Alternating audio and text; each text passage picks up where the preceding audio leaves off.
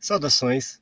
É com grande satisfação que participo deste grande evento que é a Semana Pedagógica Moonshot Julho 2022, junto a dezenas de outros educadores. Eu sou o professor André Rocha. Sou professor na Secretaria de Estado de Educação do Distrito Federal, licenciado em Pedagogia e Computação. Sou mestrando em Tecnologias Emergentes na Educação, Google Innovator e Trainee, e também sou membro da Sociedade Brasileira de Computação.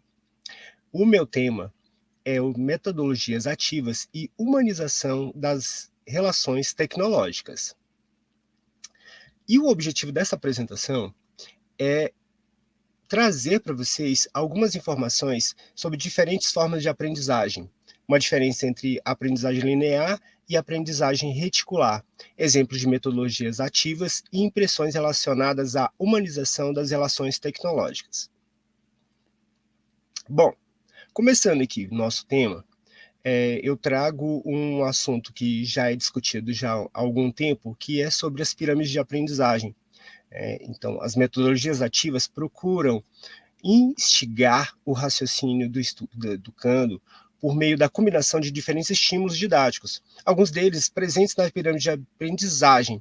E para muitas pessoas que pensam que as pirâmides de aprendizagem elas buscam uma temática recente, os primeiros registros com relação a essa preocupação de diferentes formas de assimilação de conhecimento, elas datam de 1852, né? Então, eu fiz uma pequena pesquisa, né? Então, essa primeira publicação aí, conhecida, ela é de 1852, atribuída a C.W. Jahn, né? E o interessante é que nesse texto, né, ele até parece um pouco poético, porque na verdade trata-se de uma publicação relacionada ao teatro, né, e o texto traduzido ele fica da seguinte forma: não conhecemos nenhum método de instrução ainda inventado que incorpore tão amplamente os elementos do sucesso como as representações dramáticas.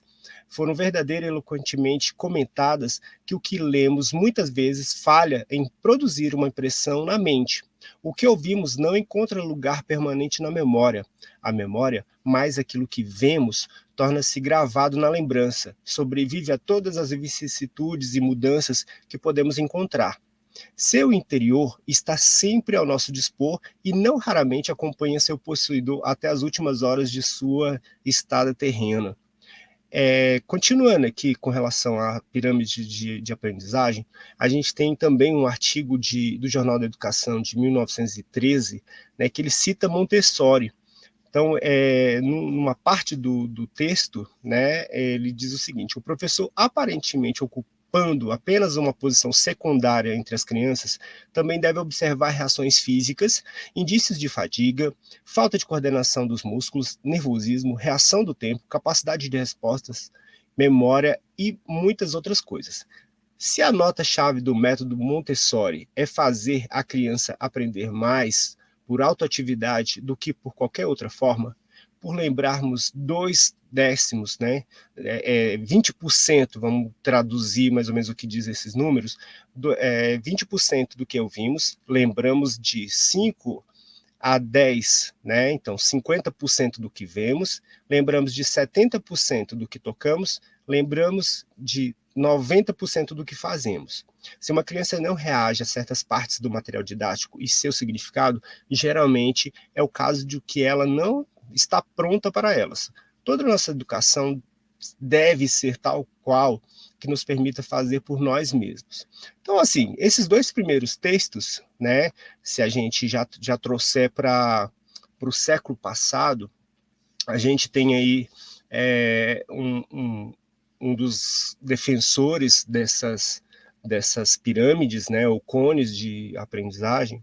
Então, no século passado nós tivemos Edgar Dale, né, e ele apresentava essa pirâmide de uma forma mais estruturada, né?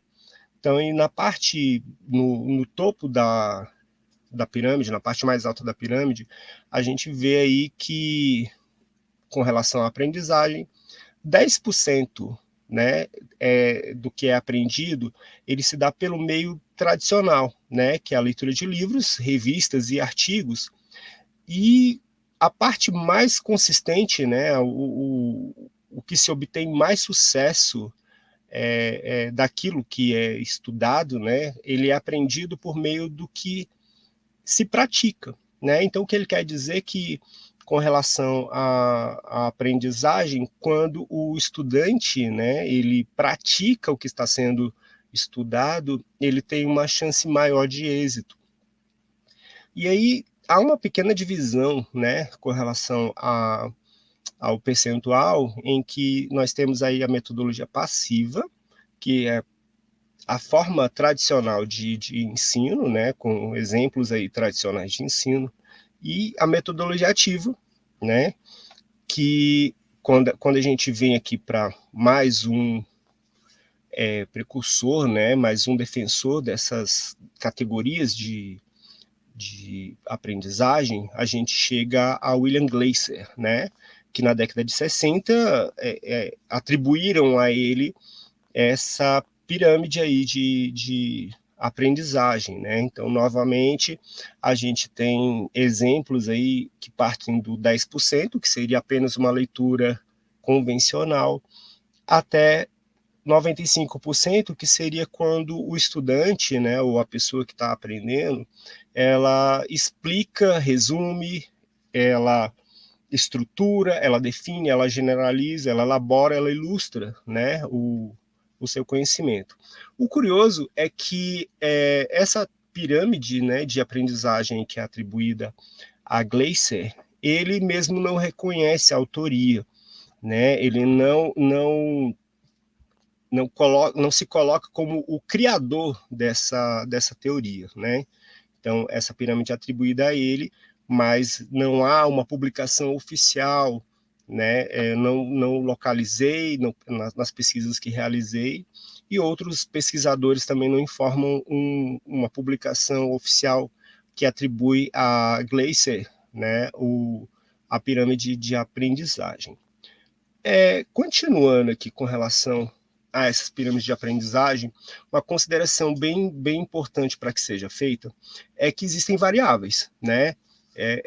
Muitas variáveis elas podem afetar a assimilação do educando. Se o aluno já sabe algo sobre o assunto, a assimilação de uma nova informação certamente será muito melhor. Ou seja, se ele traz um conhecimento prévio daquilo que está sendo estudado, a assimilação dele com relação a esse conhecimento ela vai ser mais produtiva. E a variedade de estímulos pode aprimorar muito a aprendizagem. No entanto, né, saber quais deles são mais eficazes é uma tarefa que requer uma abordagem individual de cada pessoa. O que eu quero dizer com isso?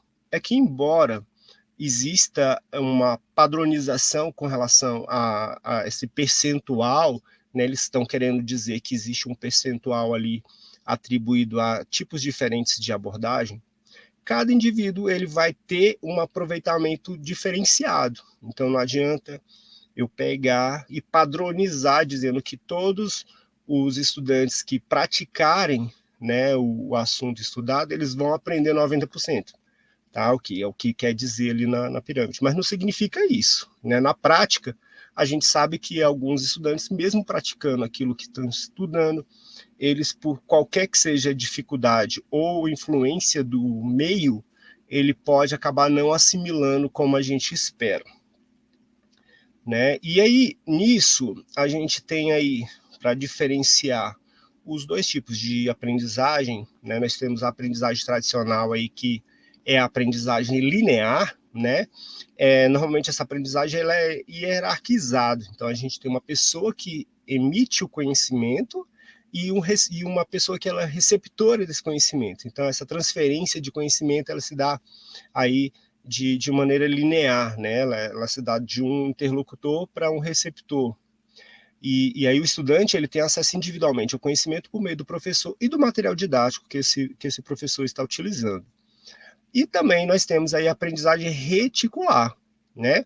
É um termo novo, é um termo que muitas vezes é atribuído a outras áreas da ciência, né? Quando a gente trabalha, por exemplo, o tecido reticular, E aí, na educação, essa aprendizagem reticular, ela vem como um sinônimo aí de aprendizagem em rede, né? O reticular aí é um adjetivo relacionado ao substantivo rede, né? Então, que está entrelaçado, que é o momento em que o estudante participa simultaneamente da própria formação e da formação dos outros estudantes. Então, já percebam aí nessa forma de aprendizagem reticular que já há uma nuance diferenciada daquilo que a gente entendia como uma educação tradicional, né? E aí, a gente tem para George Simons, ou Siemens, perdão aí se eu falho com a pronúncia, sobre a forma linear de ensino, né? Tem que deixar para trás essa forma de apresentar a informação como objeto hierárquico, perdão, hierático, né? Não é hierárquico no sentido de seguir uma hierarquia, mas é no sentido hierático de se trazer como uma forma religiosa, uma forma rígida, né? Que a informação ela vem de uma maneira tratada, né, religiosamente, em que o conhecimento ele é intocado, ele tem que ser oferecido daquela forma da qual ele se apresenta. É isso que quer dizer ali o hierático, né? Perdão pela confusão com hierárquico, né? Embora, se a gente analisar hierarquia, né, que é uma forma que o professor trabalha, né, a sua influência com o educando, ele também serve dessa forma. Hierático, que é a forma tradicional em que o conhecimento ele não é tocado, né? Ele tem que ser oferecido daquela forma rígida, né? Quase que como uma forma religiosa de ser trabalhado. A informação em rede tem estrutura reticular, o que nos leva a enunciar alguns princípios úteis para dar conta de uma formação conectada. Elementos que devem estar presentes no desenvolvimento das interações de aprendizagem de conhecimentos saudáveis e que devem ser lançados em consideração antes de criá-las. Então, a gente tem aí, né, segundo o Siemens, que existem sete elementos em que a gente tem que ficar atento quando a gente trabalha com relação à educação reticular, né? E já adiantando, né, dando como a gente diz na atualidade, dando um pouco de spoiler, né, essa aprendizagem reticular, ela tem muito a ver com a metodologia ativa, né? Então a gente vai ver aqui esses elementos, né, esses 7 elementos que estão relacionados, né, à aprendizagem reticular. Propósito, né? Por que existe o espaço? Que problema tenta resolver? Que estado ideal pretende criar? Nós temos que nos preocupar com a identidade, né? Se cada membro pode criar e controlar sua própria identidade, se os indivíduos podem ser indivíduos ou desaparecem dentro de um grupo, né? Então, se há um silenciamento com relação a contribuições diferentes, então ele já não aborda a aprendizagem reticular, né? Então, há essa preocupação dos indivíduos poderem ser tratados como indivíduos, né, em suas diferenças. Relevância, né? Os membros do espaço do conhecimento podem se dar conta do seu valor dentro do espaço de aprendizagem? O propósito da ecologia está em sintonia com seus interesses e desafios no momento? Nós temos também a facilidade de uso e integração, né, que se trata de um espaço, né, fácil para as pessoas, que a única coisa que querem é se conectar, aprender, compartilhar conhecimento com os demais. Então, há essa preocupação da facilidade do uso. Social, a ecologia, né, o conjunto dos indivíduos relacionados a essa aprendizagem, eles estabelecem relações entre si, eles se comunicam. Vida e atividade. A ecologia é viva. O conhecimento novo é explorado, compartilhado e expressado, né? E aí nós temos, e por último aqui, né, o 7º item, que é a diversidade. A ecologia facilita o acesso a diversos pontos de vista, opiniões e perspectivas. Os indivíduos podem expressar sua opinião sem ressalvas. As ideias marginais ou alternativas são valorizadas. Então, esses 7 pontos aí que são analisados com relação à aprendizagem reticular, elas se relacionam, né, e elas são pré-requisitos para a gente entender a, o conceito básico da metodologia ativa, né? Que é uma nova maneira de pensar o ensino. O ensino tradicional vai ser trabalhado de uma forma diferente, né? Ele vai deixar de ser tradicional com isso. Se vamos considerar também os princípios da Base Nacional Comum, né, a BNCC, temos o estudante como protagonistas do seu processo de ensino-aprendizagem. Então, a gente deixa um pouco de lado aquela responsabilidade que ficava somente com o professor e traz ela para o lado do estudante também. Então, o estudante ele passa a ser um protagonista da sua própria, né, do seu próprio processo. E aí, resumidamente, a gente tem como uma metodologia que proporciona aos estudantes condições para que eles se guiem, né? Eles se desenvolvam educacionalmente, se esquivando daquele modelo que existia, né? E era considerado tradicional, com o professor sendo o único responsável. Então, quando metodologias ativas, né, de aprendizagem, o ensino é feito por meio de práticas e com feedback imediato. Então, de forma rápida, né, o estudante ele já tem ali indícios daquilo que ele está desenvolvendo, né, daquilo que ele precisa desenvolver para ser o protagonista da própria aprendizagem, né? Então, os estudantes eles passam por estímulos, né? Eles são estimulados a tomar frente, a assumir, né, a independência, né, do seu processo, participando ativamente. E o professor ele deixa aquele lado de responsável, de único responsável, para ser um mediador, né, na solução desses problemas, de elaborar os argumentos e as ideias, no trabalho com as equipes e outras competências, né, que são relacionadas à responsabilidade, independência, proatividade, à ética e outros mais. Bom, a gente tem aqui alguns tipos de metodologias ativas que são comumente utilizadas, e essas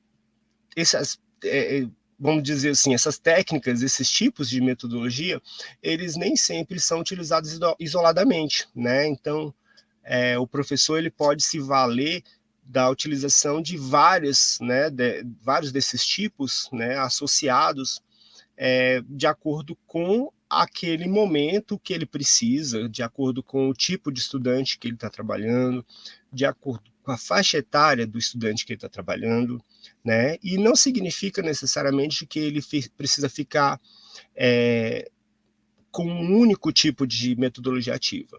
Ele pode utilizar mais de um, né? Desde que ele entenda que aqueles tipos ali eles são mais adequados, né? Para cada momento. Então, o tipo mais comum que a gente tem atualmente de metodologia ativa é a gamificação, né? Que é um dos principais tipos aí que se utiliza ultimamente, né? Que trata essencialmente de trazer elementos comuns a videogames, como desafios, regras, narrativas, storytelling, em geral, para o ensino. Então, um exemplo clássico aí que a gente tem utilizando a tecnologia e que é uma forma bem prática, bem fácil de se produzir, são as escape rooms, né? Que a gente tem formulários, por exemplo, o formulário Google, a forma de fazer uma limitação no envio, né, de respostas, em que o formulário ele só vai avançar à medida que as respostas forem dadas corretamente. Né? Então o estudante ele só vai conseguir enviar o formulário se ele for acertando as perguntas. Né? Isso é uma forma de gamificar uma atividade. Então, o professor ele prepara as perguntas e o estudante ele vai respondendo, e à medida que ele responde corretamente, ele vai avançando no formulário até ele conseguir enviar. Né? Então, podem ser aplicadas charadas, desafios, né, para que ele jogue, né, com esse formulário e consiga conhecimento com isso. Então, é uma forma de tornar aquele exercício ali um jogo, né? Isso é gamificar, é transformar uma atividade que no momento tradicional ela seria uma atividade chata em uma atividade mais interessante para o estudante, em que ele vai interagir ali com uma ferramenta, né? A storytelling, perdão, gente, eu pulei aqui, a design thinking, né, que é, como o nome já sugere, é o pensamento voltado para o design, né? Então ele visa olhar para os problemas de novas maneiras, utilizando de lógica, né, imaginação, intuição, bem como a materialização da solução por meio da prototipagem e testagem. Né? Então, a forma do pensamento, né? O estudante ele é estimulado a pensar a formas de resolver, né? Os problemas, né? De analisar de maneiras diferentes, né? Como um desenho, né? De sequencial ali com formas, né? De resolver problemas, muitas vezes o mesmo problema, mas resolvido de forma diferente. Cultura maker, né? A cultura maker, ela vem aí associada a outras áreas tecnológicas ou mesmo não necessariamente tecnológicas, mas que trabalha a reutilização de materiais, a de se levar muita importância essa questão da reutilização de materiais, porque permite que os estudantes tenham uma conscientização, né, com relação ao meio ambiente, né, a reutilização aí de materiais. E a cultura maker ela é baseada nos princípios do do it yourself, né? Então faça você mesmo. Na prática, a apresentação de problemas e recursos para resolvê-los, elas acontecem de maneira intuitiva, né? Criando soluções por si, utilizando conhecimentos aprendidos em sala de aula.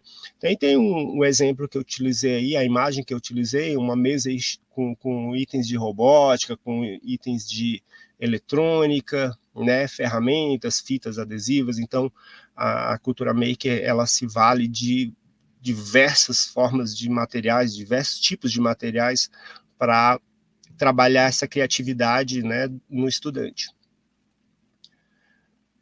Aprendizado por problemas. Então, ele permite que os alunos exerçam um aprendizado a partir de desafios, né? Trabalhando com a criatividade, a reflexão, os cenários eles podem sugerir problemas em diferentes habilidades, né? Que vai demandar aí o estudante resolver, né, esses problemas de acordo com as habilidades esperadas ali pelo professor, né? O estudante ele recebe um problema específico, né, há um cenário ali com relação ao problema, e aí há uma sequência de processos, né, que precisam ser seguidos para que esse problema seja resolvido. Então, na imagem aí que eu coloquei, há um diagrama, né, com o cenário do problema, em que há a identificação dos fatos, a geração de hipóteses, a identificação de deficiências, né, até chegar num determinado momento em que os conhecimentos são aplicados, né, para a resolução desse problema aí, e termos como uma conclusão, né, se esse problema ele foi resolvido e os passos que foram adotados para que esse problema fosse resolvido. Estudo de caso, né, então, mais uma vez, tem uma certa similaridade com a questão da resolução de problemas, né, mas trata-se de pegar um fato, né, e a partir desse fato fazer todo um registro, uma documentação com relação a o que levou a esse fato ter acontecido. Então, há uma investigação aí, né, para a solução, né, para discutir possibilidades para que esse fato, se for, por exemplo, um fato útil, né, ele vai ser estudado de forma que ele possa ser replicado. E se for um problema, ele vai ser estudado para que ele seja evitado, né? Então, cada estudo ele vai ter ali uma quantidade de objetivos, né, que são coerentes ali com o contexto, né? Se é um contexto bom ou se é um contexto não tão bom assim. A gente tem a aprendizagem por projetos, né, que trata de um mecanismo que propõe aos estudantes identificarem uma situação que não precisa ser um problema, né, mas pode ser melhorado criando uma solução que segue uma linha de raciocínio. E essa linha do raciocínio ela vem desde o que, para quem, para que e de que forma, né? E aí há esses questionamentos e a resolução, né, a resposta para esses questionamentos, normalmente ela vem com relação as decisões, né, que os estudantes vão tomar de acordo com o que eles entendem ali de necessário no momento. Diversas escolas trabalham, né, com essas metodologias de projetos, né? Então, a metodologia de projetos ela vem aí como uma forma de trabalho que não depende de materiais, não depende de uma grande quantidade de materiais na maioria dos casos, e ela é muito útil com relação a esse protagonismo dos estudantes. Então, os estudantes eles podem ter uma participação muito efetiva quando se trabalha com projetos na escola. Sala de aula invertida, né? A sala de aula invertida também é uma metodologia muito utilizada, principalmente quando a gente trabalha a questão do online, né, de disponibilização de materiais online. A sala de aula invertida, ela auxilia, né, ela é auxiliada por tecnologia e ela transforma, né, o ambiente, esse ambiente virtual dedicado ao estudo, ou mesmo um ambiente que não se entende como o tradicional da escola. Então, a casa, a rua, um meio de transporte, em qualquer lugar em que o estudante ele possa ter acesso à tecnologia, que seria um tablet, um smartphone, um laptop, ele consegue visualizar materiais de ensino-aprendizagem, né?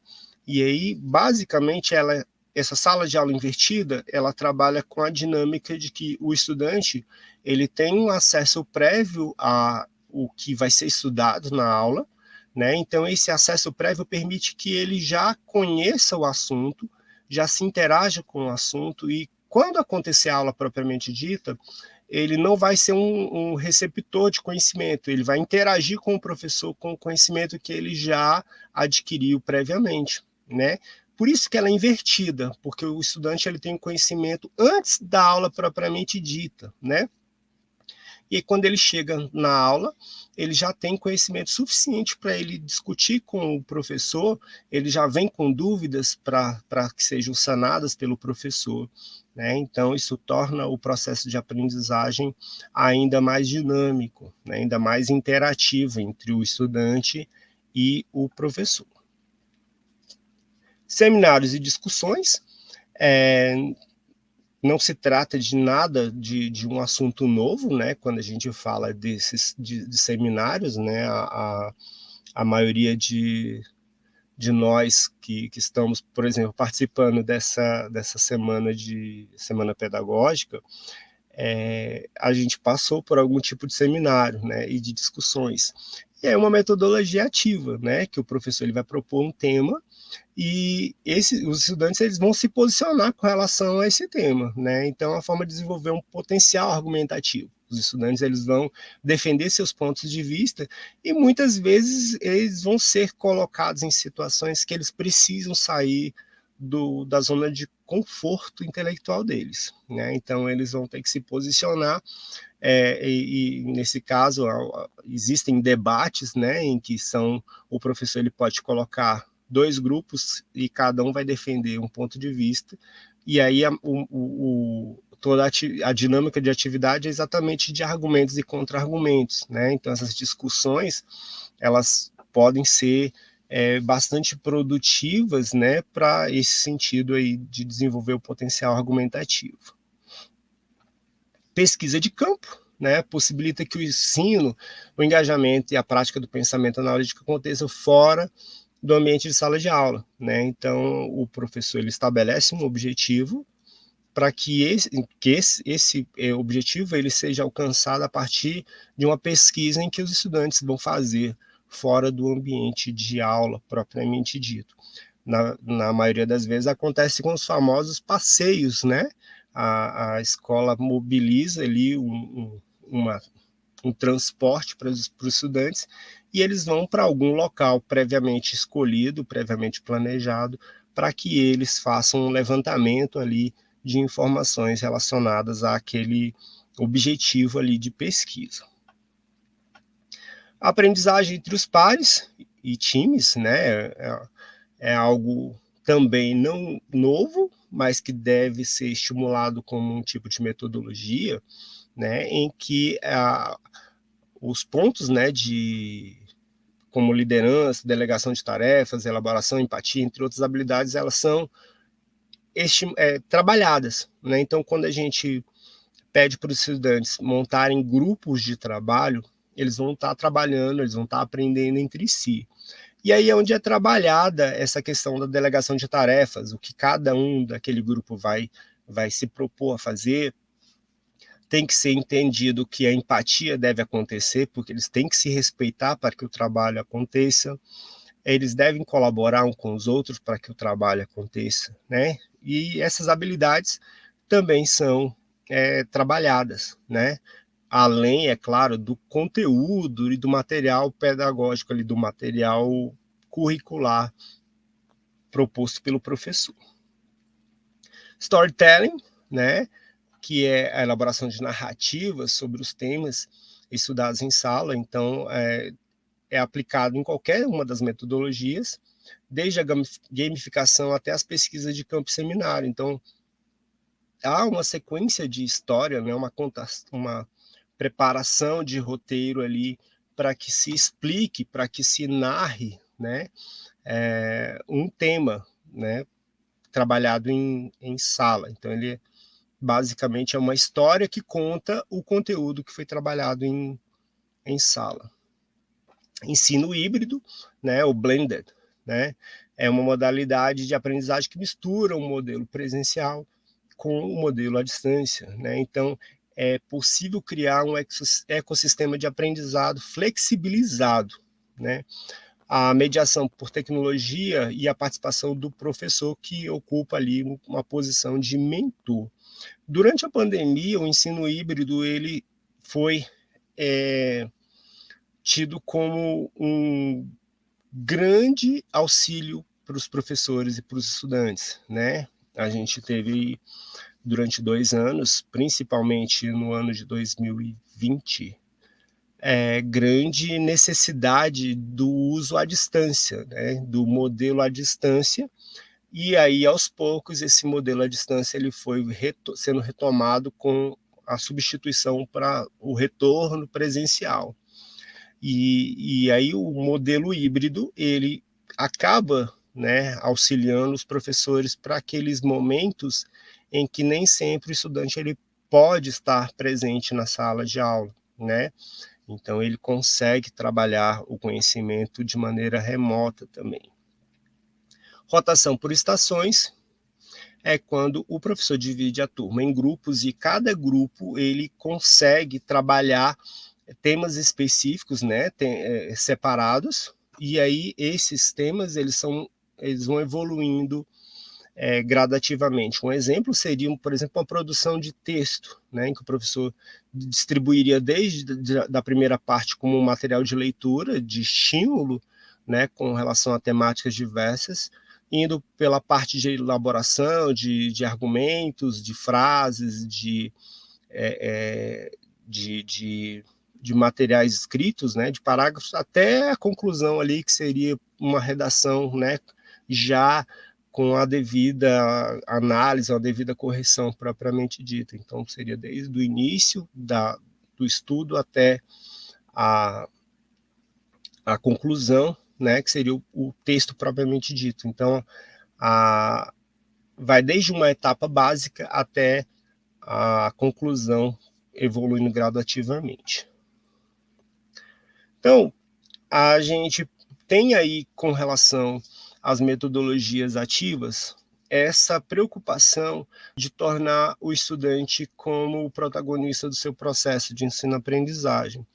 Mas também há uma certa preocupação com relação às relações tecnológicas que existem, né?